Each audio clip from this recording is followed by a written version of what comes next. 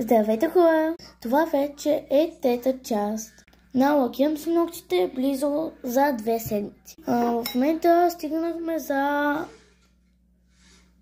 до розовия лак. Така изглежда без филтър.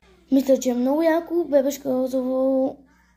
Реално баба ми е с такъв лак. И не, той не е бабешки. Просто казвам, че тя е с такъв лак. И този лак и майка ми е била, баба ми. И този лак, ако не знаете, се нарича турски лак. Беше турски или гръцки, но май беше турски. Да, турски беше. Нека да продължаваме с този много готин бебешко розов лак.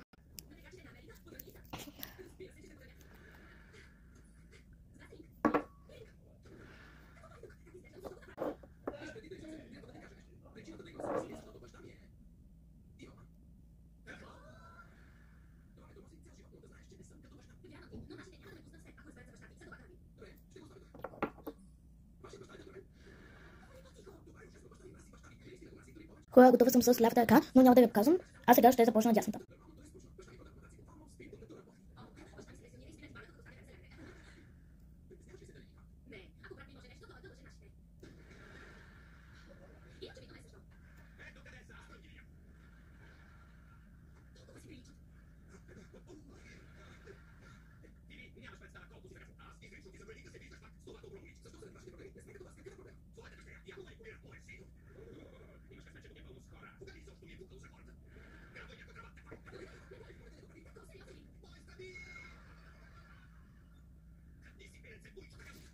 Хора, вече съм готова и мога да ви покажа крайния резултат.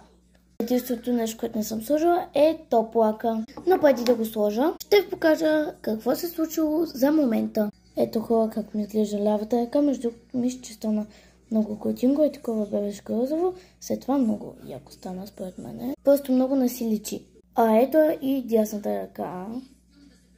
Много не си личат, но според мен са много сладички. А нека да започваме и с топ лака.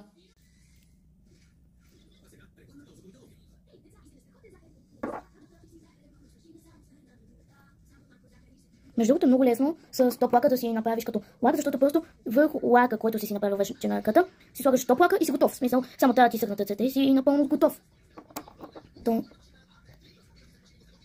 Нито не е трудно, нито нищо.